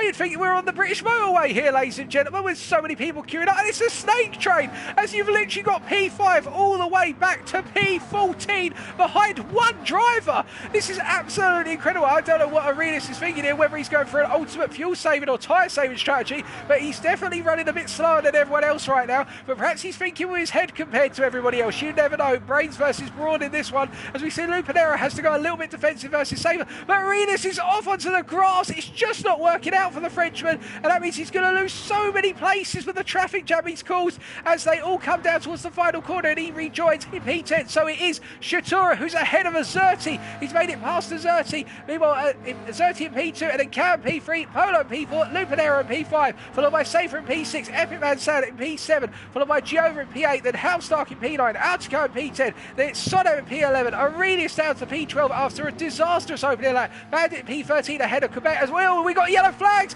What on earth has happened there? It is, well, it looks as though we've lost one driver, but who is it in particular? What happened here? What happened to Polo? I suspect he's just gone wide out of turn 1, and the right-hand wheels have just said no and given way, and he spun the car out, which is going to flick back and see. Is it a case? He's gone wide. Oh, goodness me. He's got a tank slapper off of the apex curb. He rode the apex curb too high, and that caused the car to simply drop onto the track and spin out. Well, that's very unfortunate for the driver, but of course there's plenty more distance in this race, and with the damage also on as well, and the long pit stop times, anything could happen. But it is Shitura who is leading us away right now, as we see Azerti chasing after, and Azerti being the driver who finished last in race 1, doing a good job right now of staying in this little lead pack of 3. Meanwhile, it's Lupanero who now holds the position of the P4 holder after everybody seems to want to get rid of it. And I think P4 is cursed, folks, because Lupanero going wide there, coming into Skyline. He's going to have dirt on his tyres, and now he's got to do the dipper as well as we jump on board with Lupanero and look back from his car here. And we can see that Lupanero having a very difficult time making it downhill for this section, but Saver having to lift out as well. And now closed up once again through Forest Elbow as they come onto the Conrod Straight. And now it's a case of hammering that throttle. You can see just how many cars are queued up behind Lupanero right now. Whoever's in P4 has got a nightmare of a traffic jam behind them, and everybody's snaking down, as meanwhile we see Giova in P7 after all the chops and changes, and Helmstark up into P8. But then we have got a sizable gap from P10 back. We've got a 2.1 second gap to Aurelius, who is battling with Bandit, and I think Bandit is going to try and make the move stick here as they go into turn 20. But coming into the chicane, Aurelius is going to brake as late as possible. He does not want to let Bandit through. He wants to fend off the Frenchman. I think Aurelius here might be going for a one-stop as we've got yellow flags. We have got a driver off into the wall, and it's Epic Man San. Oh goodness me, a lap after lap, and everybody seems to be finding a way to just cause more yellow flags to appear. And what happened to the Dutchman who's now going into the pit? Well, coming down the hill here, Epic Man San had to go defensive. He went to the outside for turn 20 to go to the inside for turn 21. Now, does he just simply go too wide on the exit of 22? And he does indeed, and he tries to hook it round, but the car just doesn't have the grip, and he spins out. Oh, goodness me, and he almost clips Sono. That must have been a nightmare from Sono's perspective, but good dodge by Sono. But it does mean that he's going to have to get the car repaired, Epic Man San, and that means he's falling into the pits. He's going for an early pit stop. But as we look back up towards the front, we see that Shatura is pulling away a little bit from Azerti, who in turn has got Cal getting closer and closer to the back of him, the HRT driver pushing hard. But meanwhile, Lupanero has been passed by Safer, it should be noted, and I think that's probably happened in the run out of turn 2. In fact, it's happened in the run up to turn 2, and Lupanero's just simply lifted out of it. I think he's realised that he can't hold everybody up. He's just going to try and hold people up for a little bit of time, but if they're going to go for the move, he might as well let one or two through, not to cost himself too much time in the race, because he may not be fighting those drivers overall in the effective long distance race of the 15 laps. As we look further down the field, we can see that Giova right now following after Lupanero, and he'll be hoping, of course, or she'll be hoping for an easy time past Lupanero, much like what Safer got there, but I don't think that's going to be the case initially, as we see everybody's bunching up once again in this pack, going down into Forest Elbow for the third time of asking. And now will Giova be able to nail the exit here, or they were getting a good exit? But Giova has got one very menacing driver behind them in the form of Helmstark here, and you know, if any driver's going to find a way through, it's going to be the German here, the very fast driver from TX3, as he makes his way up the hill here in towards turn 20. And will he be going for a move? I think he's a bit too far back and has gone for a bit of a fuel saving tactic here, but Giova immediately looking to go for some sort of defensive position initially, but then realising Helmstark's not going to go for it, so cutting back onto the standard racing line. But Lupanero having a very difficult time right now going through that sequence of corners, and I think it could be the case that Lupanero's time is up in P5 very shortly, as Giova is getting ever closer to the back of the Italian. As we look further down in this pack of cars, we have got Azerti. What has happened to Azerti now as he rejoins at the end of lap number 4? It looks as though he went into the wall and just went wide out the final corner. So coming down into the final corner, does he just get it too late on the brakes? Well, the car stopped. Oh, and I think there's been some sort of contact between himself and Cal, because that did not look good from the perspective of Azerti there. We're not going to hop back and look at that, but it looked as though there was a little bit of contact, and I think the stewards will be looking at that one at the end of the race, as we see that Azerti has dropped all the way down the field, and it's now Safer from Storm, who is up into P3 ahead of Lupanero, Giova and Helmstark. But again, we have got another yellow flag. Oh, what has happened this time? Cal has spun out. Oh, goodness me, we look from one driver to the next, and they can't stop spinning. Well, folks, I'll tell you one thing, they spin my world right round, and goodness me, we will take a look back at what happened to HRT's Cal very shortly, as they all make their way up into a skyline once again, and we can see that Giova gave a bit of a bad run up in the run here towards turn 9 and turn 10. It doesn't cost him too much time though, because he has got the drivers in front to pull him along a little bit. But that order, well, with everybody making mistakes, the one driver who hasn't made a significant mistake yet is Shatura, with a 7.2 second lead ahead of Safer, who is holding up this little lollygaggle of cars right now. And it's going to be anyone's guess how it all changes over the course of the next lap or two, because anyone's going to make a mistake. Anybody here, and I'm not going to curse anyone for it, as we've seen so many mistakes so far. And Lupanera right now immediately trying to find the slipstream of Safer, but he's too far back. That gap of 0.8 seconds means he's out of the slipstream zone of 0.75 seconds on these cars as Giova goes to the inside for turn 20 and gets the move done, and Lupanera immediately tucks back in. I think Lupanera recognises there's no point fighting this because he's in such a good position right now and he can just simply tuck in amongst these cars, and each driver's going to be held up by one another. Everybody's going to trip up over one another, and it means there's no real gain by fighting hard so early on in the race. We're only coming to the end of lap number 4 right now, and we've still got another 10 laps to go after, well, sorry, another 11 laps to go after this one. We've got so many laps left and there's so much more to go in terms of tactics and strategy here. As you see, everybody tucking in line astern coming down into turn 1, and I think that Luperno has had a bit of a difficult run out of turn 1, and I don't think he's going to be holding on to that position for much longer as he goes to the centre of the road for the purposes of defending versus Halstart, and then tucks back to the inside for turn 2. And I think Halstart's trying to get a message through to him here. Look, mate, I'm not going for the move on you, just get back on that racing line, as we see they come into turn 2. But with Luperno constantly going defensive there, you can see that the gap is open up, and Giova's now being given a 1.2 second window coming up into the cutting, and really it's Lupanero who's now causing the bottle in the cork, and somebody's going to have to pop that cork out of the bottle, and I think Halstart's going to have to be the man to do it. But whilst this is all going on, let's find out what happened to our Polishman of Cal at the start of lap number 4. So as he was coming out of turn 2, everything looked absolutely fine. Now as he's coming up the hill through 3 and 4, let's turn on the telemetry and take a look, and he went wide at 3, and I think, yep, this has cost him all the grip. There's dirt on the tyres, and that's what spun him out into the wall. As we're reaching the third way distance marker, let's take a look on board the telemetry of our drivers here, and you can see that Shatura on 50% fuel right now and starting to experience some significant graining in those right hand side tyres, but it's very even across the car. Safer meanwhile on about a little bit more fuel, 52% fuel, but have got a lot more wear on the front right tyre, so I think Safer has built that car to be heavy on its front brakes by comparison with Shatura. Then behind him we have got Primus Giovia 99, who is on a very fresh tyres, I should say, although that rear right has taken a pounding, but it's most likely due to the fact he's built the car for deploying acceleration, and he's going for the move here. Talking about accelerating, he's accelerating up the field, is the Belgian, as we go into the chicane once more, and Giova getting the move done very nice, very cleanly, and we can see that Halstark has also got the move done on Lupanero, as Halstark is up into P4 and has taken a huge amount of life out of those tyres, out of the front right in particular. Look at that tyre, but has got a similar fuel to our race leader. Lupanero meanwhile, very fresh tyres we should say, and actually some of the best kept tyres, but a little bit less fuel, as we also see that Artico, well I say, yep, Lupanero and Artico has done a very good job of managing their tyres as well. There has the Belgian driver, and I think he's trying to go as long as possible on these racing hard tyres. Behind him, Bandit taking quite a bit of life out of the tyres in order to be chasing after our leaders in a battle with Sonam right now, the Greek driver, I think just trying to propel Bandit on here, and also going for the move. The Greek is going to go for a move on Bandit here, and I think they're going to have to be careful because they're chasing after the pack in front, but if they fight too much, they're going to cost each other too much time. And speaking of time, I think it's going to be time on the cars before Sonan comes into the pits, because you can see he has used up a huge amount of fuel in that car, and that rear right tyre in particular is almost bare by comparison with some of the other drivers. I mean, it only looks as though he's taken 25% out of the tyres, ladies and gentlemen, but that is a huge amount of life on a set of racing hard tyres. It becomes incredibly difficult to drive hard tyres once they're 25% gone, unless you are a master of tyre management, because you have got to be wary of the fact you just don't have that grip when you deploy the power, particularly out of the cutting, and you saw that with Sono seeing the rear end slide a little bit when he got the power down. Meanwhile, Quebec has managed the rear tyres not as well as the fronts, but you can see that he's put his bias towards the rear of the car in terms of which tyres are going to do the work, because those rears are shredded, the fronts are barely worn, and in Cal's case, you can see that the rears are in a similar situation, but he did have that spin, and he's got very little fuel as well. So I think Cal having a very difficult time with his McLaren.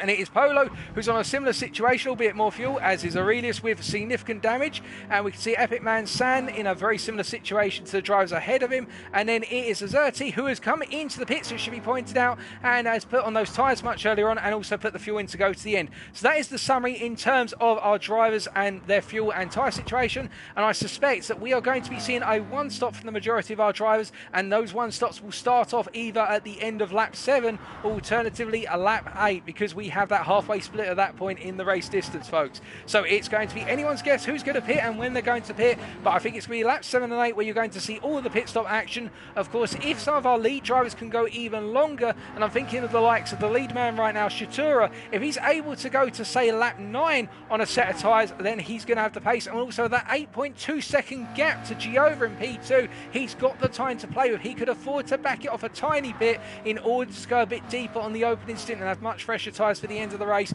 where you might have somebody along the lines of Halstark or Zefix's Bandit getting into the mix and chasing that race lead down. Because remember, those guys do have a race pace advantage, as we see Lupanero almost getting it a bit sideways there coming out of turn 2, and well, he's holding off Bandit for the time being, but you can see again now Bandit finds himself in a very similar situation as we look back from Lupanero's car riding on board here, his last lap being a 204.7, which is half a second off of his overall best lap so far. So the tyres are starting to fall off the cliff for the Italian driver here, and Bandit will do everything he possibly can to try and find a way past, but there's no way past so far. As they're going over the hill right now, he's going to have to be patient with this one. Hold on a second, I think we saw Safer there go a bit wide over Skyline, but I think he's going to get the car under control here as Safer comes down the hill and gets it even deeper there. And oh goodness me, I think Safer's in a bit of trouble here because they've had a very difficult run through the dip of the car, going all sorts of wide, and I think that's because of the fact picking up that dirt going into Skyline has compromised the grip levels available, and also with those tyres being heavily worn as they are now, I think Safer is going to be coming into the pits at the end of this lap, if not the end of the next lap, because that car is looking very sketchy on its tyres, and at any moment it could give way, I reckon. Meanwhile, Artico, as we see Bandit making the move on Lupanero here, and Bandit going around the outside to the inside for turn 20, and then it'll be turn 21. Will Lupanero come back? No, I think it's a standard move as Artico goes to the move here, and I think there's a little bit of contact. We're going to have to check back and see what happened there. I think Artico may feel that the door was shut on him a little bit too late, as we see Lupanero and Artico both into the pits here for their opening pit stop. So they're going for an early pit stop, as is Sonam, and we've also got Quebec coming in as well. Not the whole population of Quebec, I should point out, ladies and gentlemen, just let Quebec in, the one driver in this case from Phoenix Racing. Now, meanwhile, up front, all of our drivers from P1 to P5 are not pitting right now, so they're going one lap longer. They're going to have the fresher tyres later on, and I think in Halstark's case here, what he recognises is the fact that he's got Bandit chasing after him, but he's also got Safer, who he can use as a pace marker, although I say that Halstark's going to go for the move here. And I think he's going to get it done. It's going to be a short and sweet pass into turn 2. Safer went very wide. I think Safer has reached the cliff in terms of tyre performance, and it's a 2-for-1 special in the fact that Safer has let 2 drivers through by making a little bit of a mistake and going wide at turn 2. And now Halstark has got Bandit breathing down his neck. But of course, in the terms of the overall pit stops, as we see Polo staying out there in P6 right now and just making his way happily around the circuit, but he's due a pit stop. Artico is the lead driver out of all the pit stop and has leapt Lupanero in the pits. And also we can see that Quebec is up into P9, but meanwhile Sonam has dropped massively down the order because of the amount of fuel he's had to put back in the car to get it to the end. So Sonam having a very thirsty car, or at least a very thirsty handling of the car, and that means that Sonam now has got a lot of work to do to close up a 1.8 second gap to Quebec, who is up front of him, as Sonam goes very wide and deep into the cutting and now has to grind it off of the wall and get those tyres up to temperature. Once again, they'll now have dirt on them, and those cold hard tyres, they are so difficult to get temperature into on that opening lap. You have to be so careful, and Sonam being caught out by that. As we see, meanwhile, Lupanero hold off Quebec for the time being, but Lupanero feeling a lot of pressure right now. Both drivers, of course, having just come out of the pits, so they're on fresh tyres. Of course, who's going to deploy those tyres with more confidence? And I think it's the Canadian behind who feels more confident with his race pace at this point in the race, as Shitura surely is coming into the pits now for the one mandatory stop, and that he's planned into his race schedule. Quick entry in for Shitura, and now it's a case of waiting. Giova will be doing the same.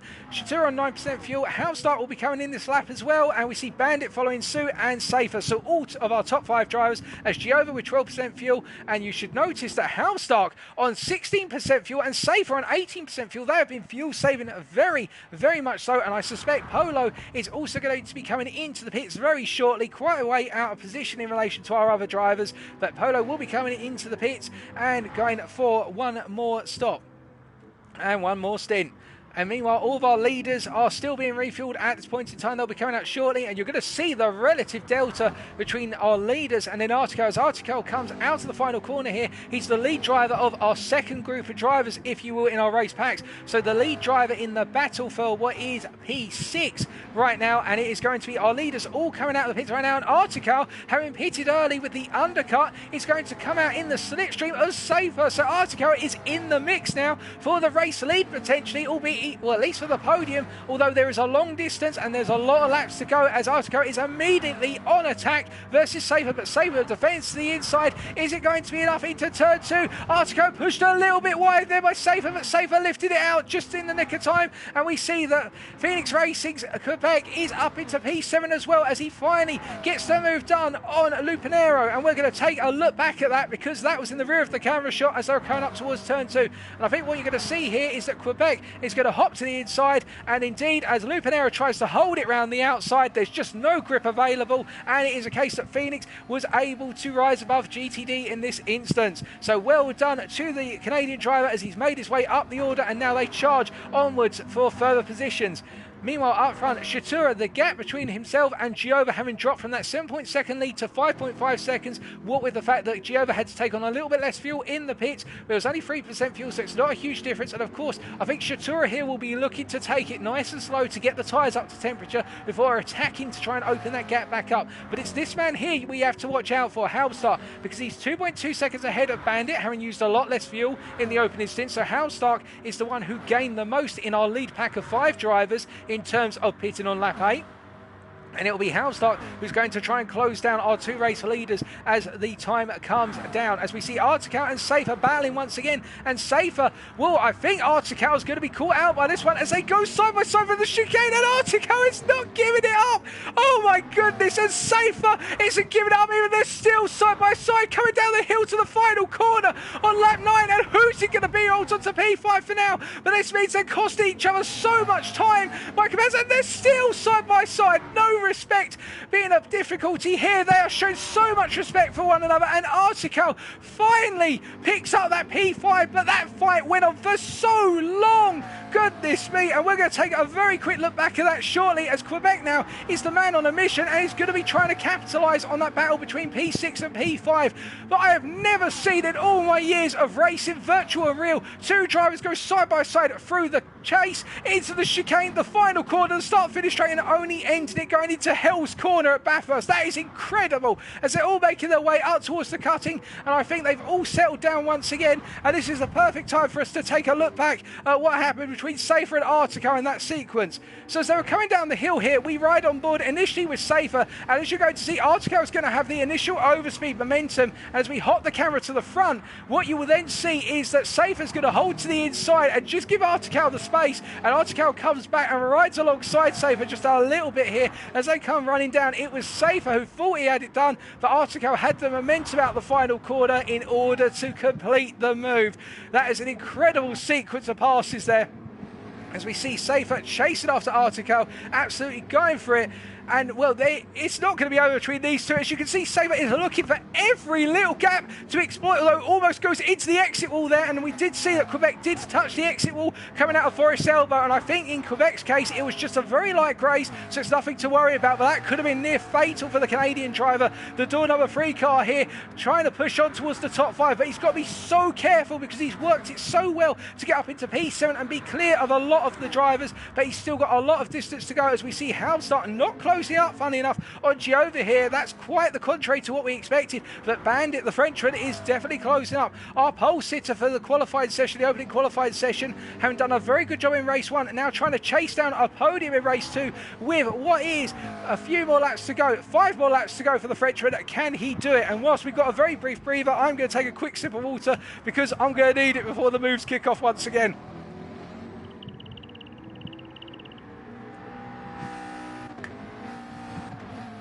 And as all of our drivers make it onto lap number 11, we are going to take a quick look through the order then and call out all of our drivers in terms of their current positions and how their races have been with a third of the race to go.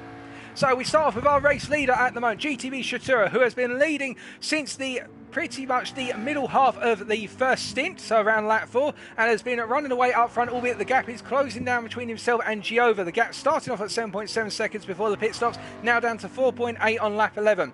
Then Halstark in P3 for TX3 is chasing after our race leaders, but has a fast charging Bandit from the French team of Zefix chasing after him right now as they come in towards Skyline. Bandit just clipping the wall there, and these two have pretty much been chasing each other around the circuit through all of the stints so far. Behind them, we've got Artical, the Belgian driver from WSR, who's leading the battle for P5 right now, but is in a very close battle with Safer and Quebec. Quebec being a much faster driver in race 1, but having difficulty in closing up to these guys in race 2 and not having the pace there necessarily, or perhaps driving this one a little bit more conservatively. We've then got Sonam in P8, who after having a very thirsty car in stint 1, finds himself in a lonely P8 chasing after the battle for P5. We've then got Lupinera in P9, the Italian driver, simply making his way around at the moment after a good start, but starting to fall down the order. We've then got Cal in P10, who after a good start had 2 major incidents, and I think that's really cost him the race here in terms of a potential podium position or a top 5 position. We've then got Azerti, who had to essentially recover from race 1 and doing a good job to an extent until things went very wrong for Azerti coming out of the final chicane on one of the earlier laps. I think it was lap 5. And then we've got Paolo, who's in P12 right now, having another bit of a difficult race, but doing everything he can to stay in the race. Is the RTA driver. And then we've got TX3's Epic Man San, who in P13 right now, after a disastrous opening start to the race, is really just trying to bring the car home right now. And then last but not least of our drivers having a disastrous race and continue to have a very difficult one is Aridis, as we see Azerti coming into the pits for what I think is a scheduled fuel stop here, because there is no damage on the car and Azerti is simply doing this as a scheduled stop, and I think it's also a safety stop to chase after P11 at the end of the race.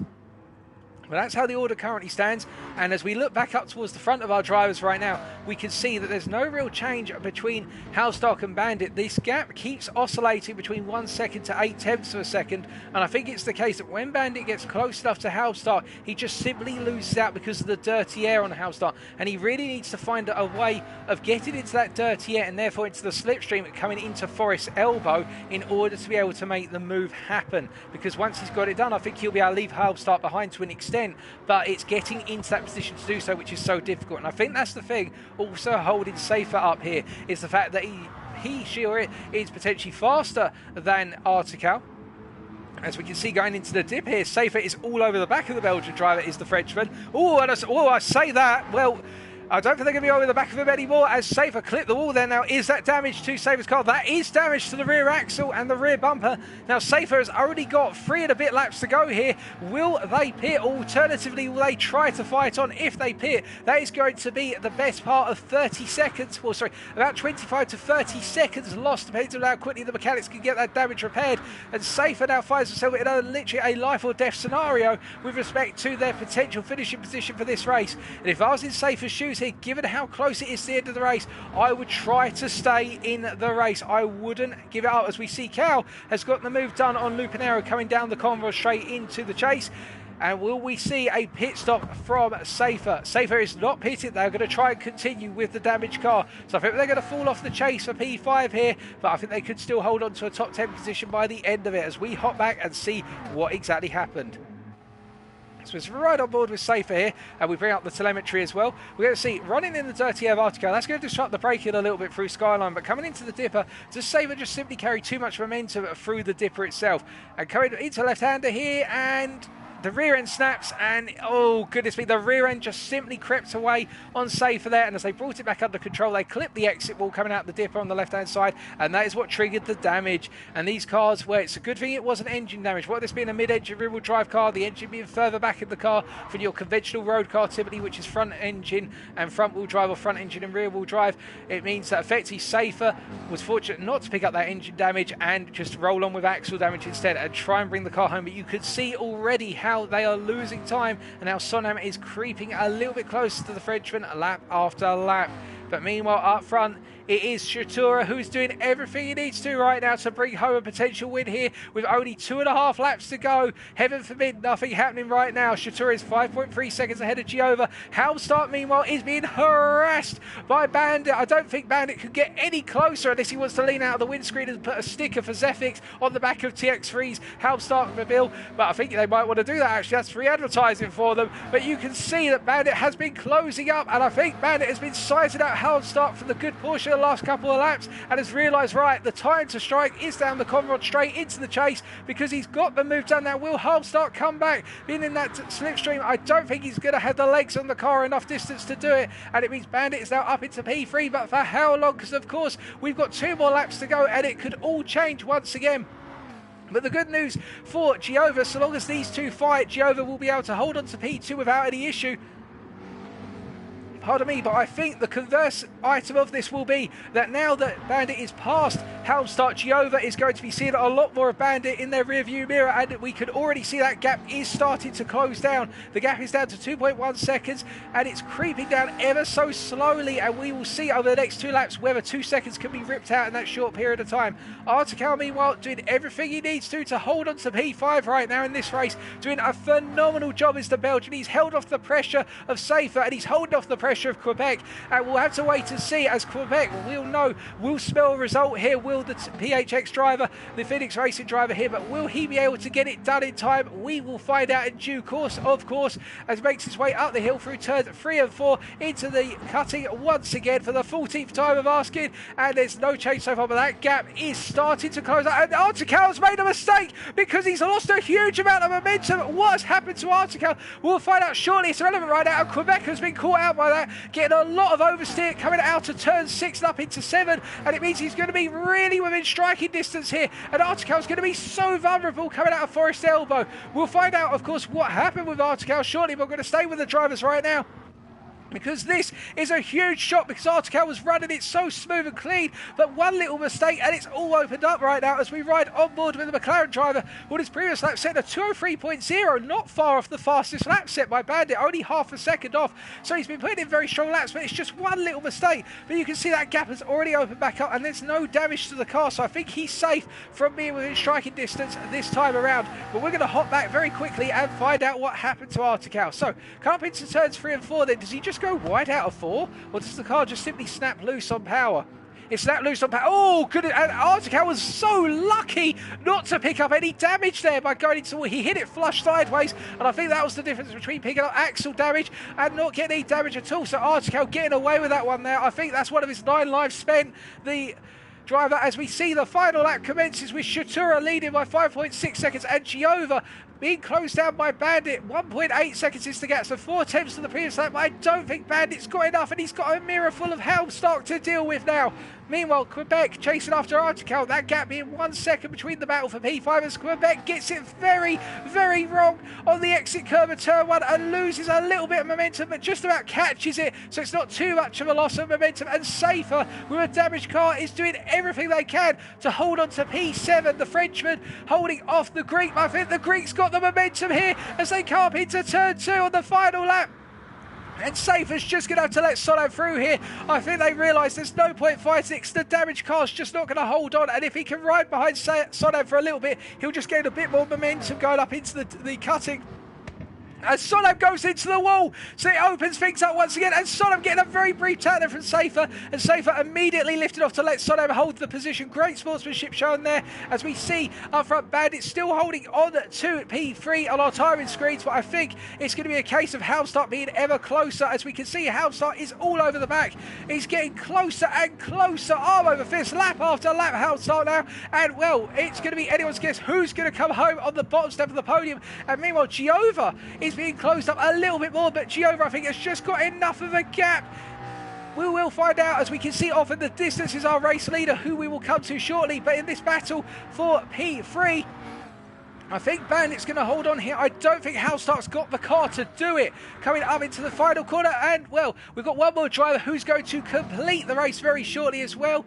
And it is in the form of our last driver that's just come across the line, but it is Shatura who has led this race from pretty much the opening laps to the end after everybody else's mistakes. The one person who didn't make the mistake was Shatura, winning race number 2 for GTBE. A brilliant drive. Second place goes to Giova from Prima Esports, doing a very good job to hold on to P2 despite the pressure of Bandit, who picks up the final step of the podium ahead of Halstark. And it is Artico who completes our top 5, hold off the fast-charging Canadian. Artico not making that many mistakes, a near-flawless race, and it will be the Greek of Sonam who comes home in P7 ahead of the wounded car of Safer from Team Storm. And it'll be Cal who brings home P9 for HRT, and Lupanero, after what was a good start to the race, falling down the order, bringing it home in the top 10 and rounded off our top 10 with a P10 for GTD. It will then be Azerti, who another race didn't go to plan this time for Azerti. A difficult race for Azerti after what was a promising start. As we can see, almost losing a little bit of control of the car there coming out the final chicane. Only one more corner to go for the Frenchman from Team Storm here. But Azerti has wrestled this car and brought it home in P11. And I think he'll be pleased with that. He'll be as pleased as Pudge to know that he did finish towards the rear this time and did everything he could. In P12, it will be Polo.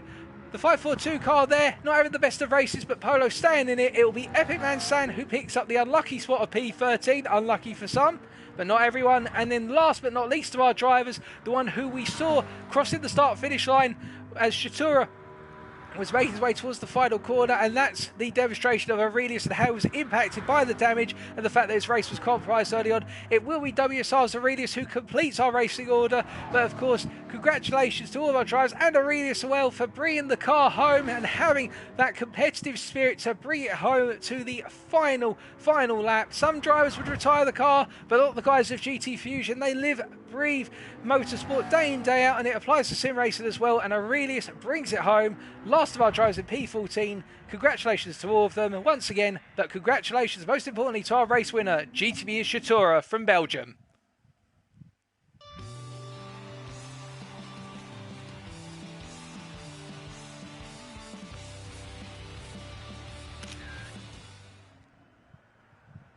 Well, goodness me, what a fantastic race. And, well, with race number 2 complete, it's only fair that we take a quick look at our race results to confirm them, subject to any stewards' inquiries or decisions, of course.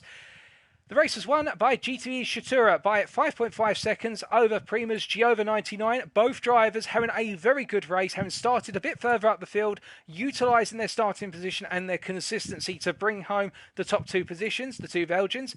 Sefix's Bandit, having started last, coming home in P3. He'll be very pleased with that result, particularly with the fight with Halstark. Halstark, the German driver for TX3, finishing in P4, and our top 5 being rounded out by the Belgian of Artical from the team WSR. Fastest lap went to Bandit on lap number 10, a 2:02.581.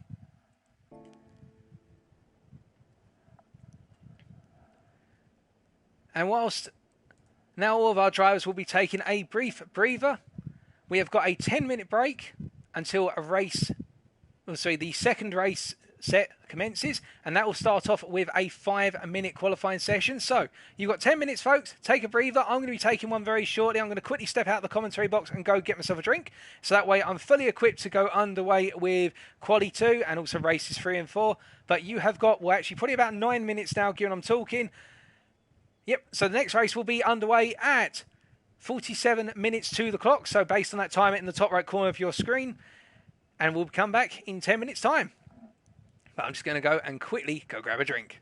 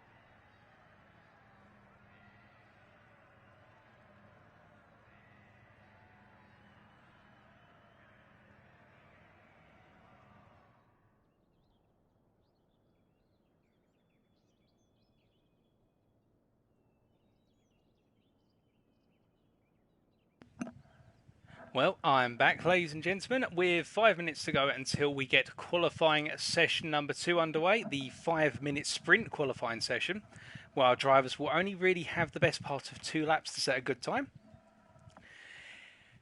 Hope you've all had a nice breather. Hope you've all had the opportunity to go get yourselves a cup of tea or a liquid beverage of some sort, or if it's a little bit of an alcoholic one, well, don't mind me. Enjoy yourselves, of course. If you are interested in what my favourite alcoholic beverage is for now, it would be Spitfire Ale, but that's a different point in time. As we say hello to Francesco GTD Lozio, and we also see we've got Innocenzo Bonelli. Bonelli being a supporter of Shatura by looks of things, as is Francesco, and Francesco, of course, being a supporter of Paolo as well. And we can also see there that we've got Olivier Deluc, who is a supporter of GTB and WSR. And I do appreciate the compliment, Olivier. Very kind of you to say that. As we ride with Polo right now, we follow him around the circuit from Team RTA here. And we also say hello to Lerb, a good friend of mine and a brilliant sim racing driver as well. Part of my 2-hour endurance team. But enough about me. We come back to our drivers right now and we can see that Polo resets to the pits after getting it very wrong at the dipper. So with 5 minutes to go right now, you're probably thinking, well, what exactly would be going through while these drivers' heads? Well, all these drivers here are professionals in terms of they've been sim racing for the best part of a good number of years now.